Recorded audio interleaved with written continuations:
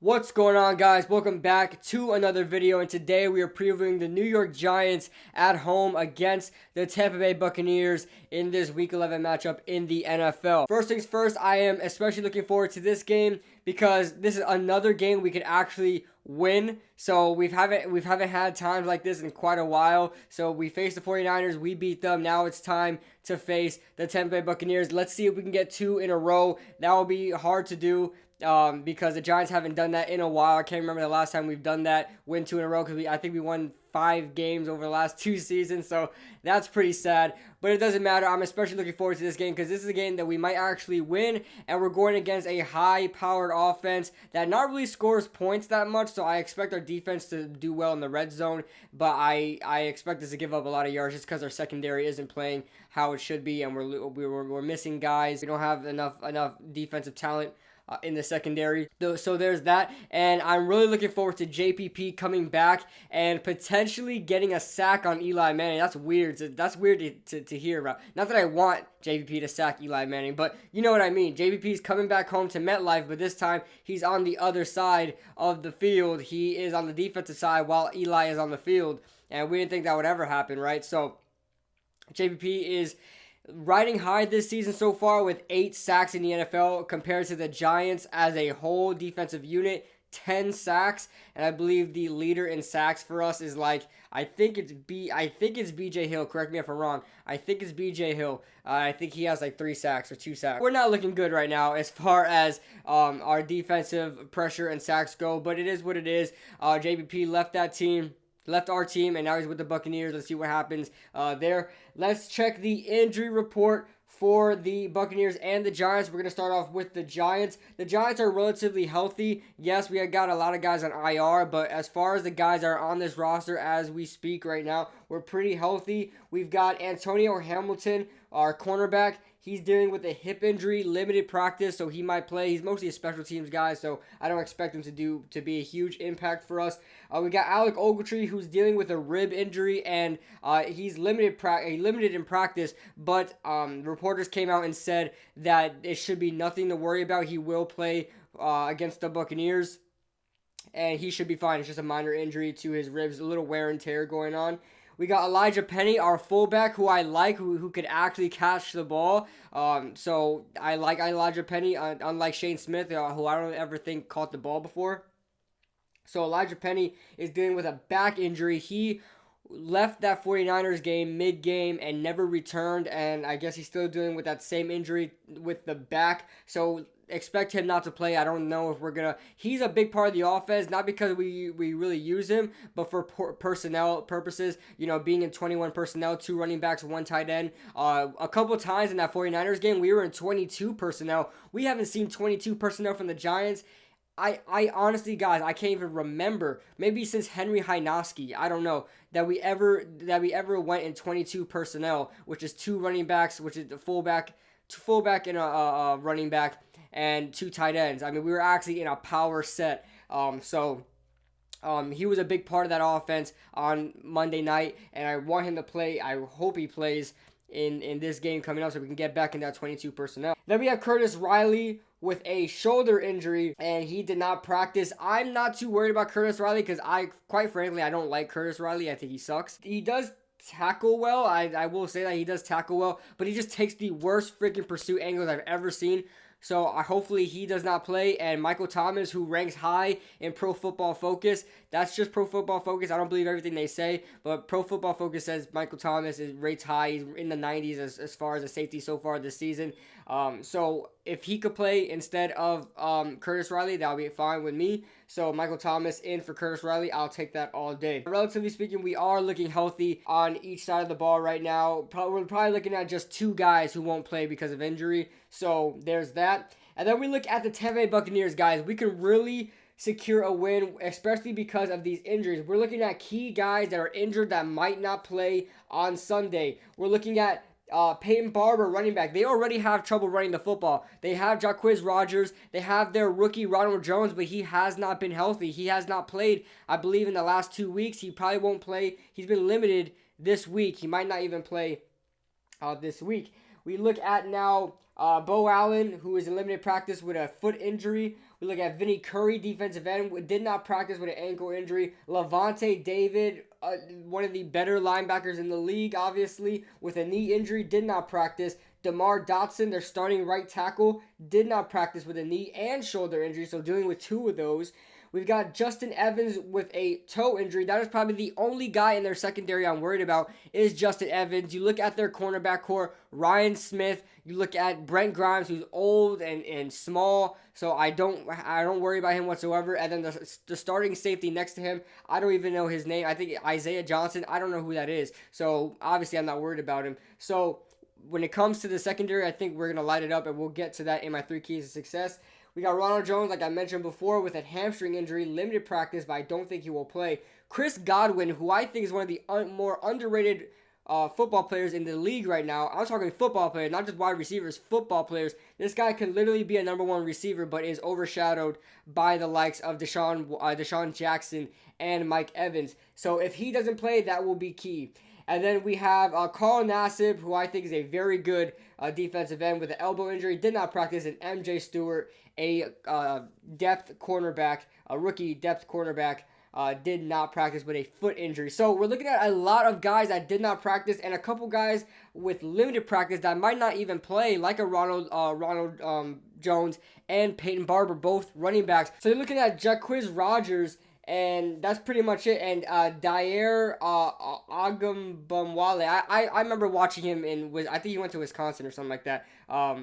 But yeah, they just got those guys, Ronald Jones and Peyton Barber, might not even play, and that's their best running backs right there. And they're already struggling running the ball, so we're going to be just fine in doing that. So obviously you know that Ryan Fitzpatrick's going to air it out because he does not have a run game to hand off to. So with that, we're going to go on to the 3 keys to success. We've got first key to success, and guys, you guys know it. You guys have been watching my previews whenever I do my previews. My 3 keys to success are always the reason why we either win or lose a game. I'm telling you, the Giants need to watch these 3 keys to success every week, well, every time I do these previews, okay? Every time I get around to doing these previews. All right, first key to success. Play off Tampa Bay's turnovers. They are minus 18 in turnover ratio right now. They are really bad. I think, I don't remember the correct numbers. I know they're minus 18 for sure.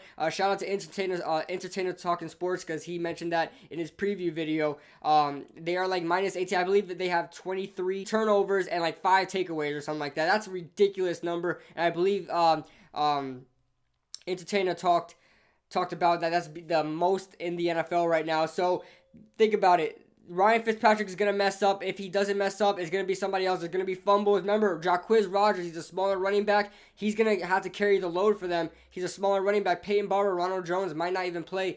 They might fumble. You look at someone like Deshaun Jackson, who's a smaller guy. He might fumble. You know, things like that. We might be able to get some turnovers. On top of that, their defense can't force any turnovers. So we have to play off their turnovers and score off of turnovers. That's my first key to success, is score off of turnovers. Second key to success, stretch the field with our receivers. Ryan Smith and Brent Grimes, are they going to be able to hold Sterling Shepard and Odell Beckham? Absolutely not. You've got Justin Evans, who's a strong safety, who I think has some range, but won't be able to cover everybody at once. You got some guy named Isaiah Johnson. I don't think he'll be any good either, so you have to stretch the field there. The safeties are weak. The cornerbacks are weak. You can beat them right in between. If they play, I know they like to play the cover 2 a lot. Tampa Bay does. So find that zone in between the safety and the cornerbacks, and burn them deep from there. So there's that. And then our third key to success, oh, by the way, with Evan Ingram too, he has to stretch the field.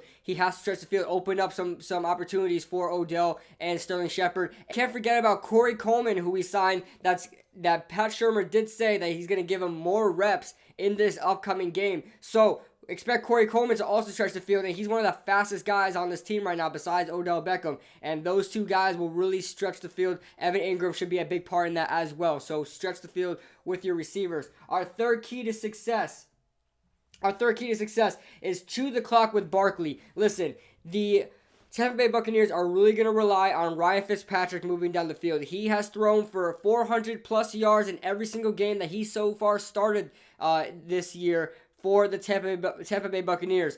On top of that, he does not have a run game. He's going to be relying on his throwing ability and relying on those 3-star receivers, Deshaun Jackson, Mike Evans, Chris Godwin. That's if he plays. And then you can't forget about the slot receiver, Adam Humphries. So he's going to be depending on those guys to make plays, not their run game. So what does that mean? They're going to be having short drives. And with those short drives, they may score, they may not. It doesn't matter. They're going to be having short drives. The Giants need to run the field with Barkley, get that defense worn out. They're already going to be on the field for longer than they need to because of Tampa Bay's offense. We have to wear down Tampa Bay's defense and then open up opportunities to score just in case there is a shootout, because there may be a shootout in this game. So we have to run the ball with Barkley, have to open up opportunities for him in the backfield, whether that be running or passing, because we need to wear out this defense to prepare for a shootout.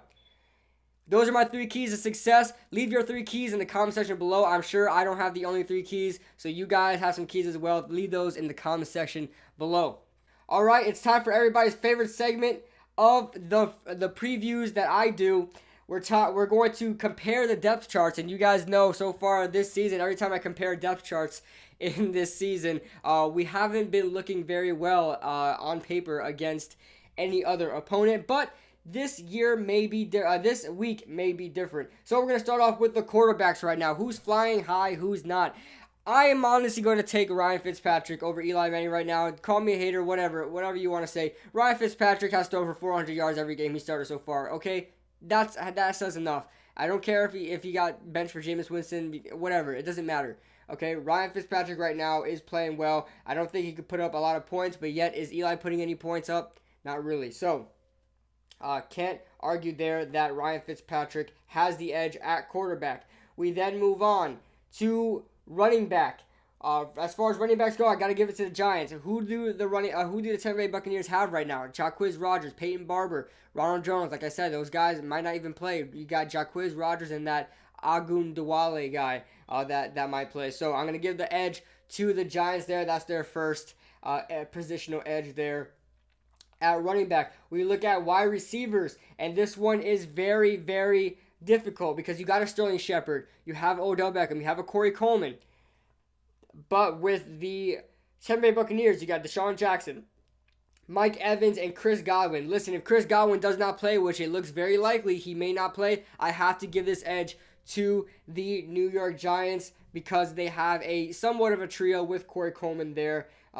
Who should be getting some more reps. I'm going to give the wide receivers edge to the Giants.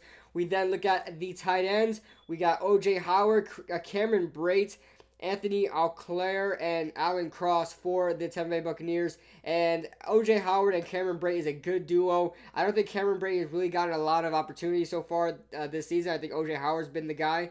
But then we look at the Giants, who Evan Ingram is on a sophomore slump right now. He's not looking good. Rhett Ellison's all right. Scott Simonson has done nothing, so I have to give the edge. And it's not even a very big edge, but I have to give the edge to the Giants just because of O.J. Howard, really, I guess. And Cameron Brate, they actually have a duo, a formidable duo, other than the Giants right now. We then look at the offensive line for the Tampa Bay Buccaneers and the Giants. I'm going to give the edge to the, man, this one's hard because they're both pretty bad. Donovan Smith at left tackle, is he really any better than Nate Solder right now? Nate Solder had a very high grade last week against the 49ers with like a 92.6 grade on Pro Football Focus, something like that. He's looking better now. But you know what? This may be the first time ever this season, guys, because DeMar Dotson might not even play at right tackle. This might be the first time ever this season I'm going to give the edge to the Giants. The Giants played as far as the offensive line goes, they played phenomenal against the 49ers. They did very well in pulling. They did very well in pass protection. So I have to give the edge to the Giants. Probably the first and only time you'll see that this season. So there's that. We look at the defensive side of the ball, the D-line as a whole. Jason Pierre-Paul, Jerry McCoy, Bo Allen, and Vinny Curry. Vinny Curry might not play. Carl Nassib might not play, but you still have Noah Spence there, who's pretty good. And then Vita Vea at defensive tackle if Bo Allen doesn't play. So I have to give the edge to the Tampa Bay Buccaneers. Their D-line is looking really good. They have a lot of depth. I'm going to give the D-line edge to the Tampa Bay Buccaneers. We look at the linebackers for these two teams. I'm going to give the edge to the New York Giants. You got guys like Devontae Bond, Devontae Bond and Ardarius Taylor and all these other guys, and then Levante David might not even play.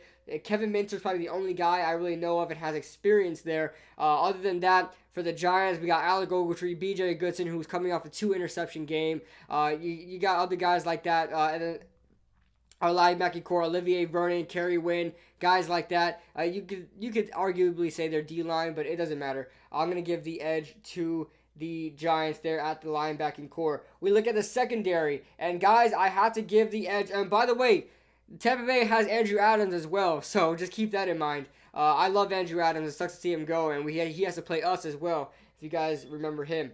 So I'm going to give the edge to the, man, I don't even know who to give it to, because the secondary is really bad for both teams. It's really bad. Woo! Okay, I'm going to give the edge to the... I'm going to give the edge to the Giants just because we haven't allowed as much yards against the pass as the Tampa Bay Buccaneers have. I believe against the pass so far this season on defense, against the pass, they allow 291.9 yards. That's 29th in the NFL compared to the Giants' 244.7. That's 18th in the league. So I'm going to give the edge to the Giants when it comes to the secondary. That is my depth chart preview. As far as thoughts from the game, I think we could win this game. I'm going to give this game, I'm going to say we score 26-17, something like that. I think we could get another that's high scoring for the Giants. So I can't believe that's really high scoring for the Giants, but it's decent. It's a decent score. That's a pretty acceptable win. 26-17, I wouldn't be mad with whatsoever. I think the Tampa Bay Buccaneers are going to get a lot of yards, but I don't think they're going to score much because I don't think they have the firepower it takes, especially to run. They're going to be very one-dimensional with no run game in the red zone. The Giants are going to be playing pass all day, and Jacquizz Rodgers isn't going to do much against a guy like B.J. Hill and Dalvin Tomlinson and Mario Edwards and guys like that on that D-line, bigger guys. I don't think Jacquizz Rodgers is going to get past them. So 26-17 is what I'm going to predict for the Giants. I think they're going to get this win, go 3-7, and potentially get us out of getting Nick Bosa in the draft. But it's okay. We're trying to get wins anyway. We're trying to make the playoffs, I guess, right? But anyway, it's bittersweet for me. I'm on the fence about it, so whatever. I'll cry me a river later on. But let me know what you guys think in the comment section below, and I'll see you guys in the next video.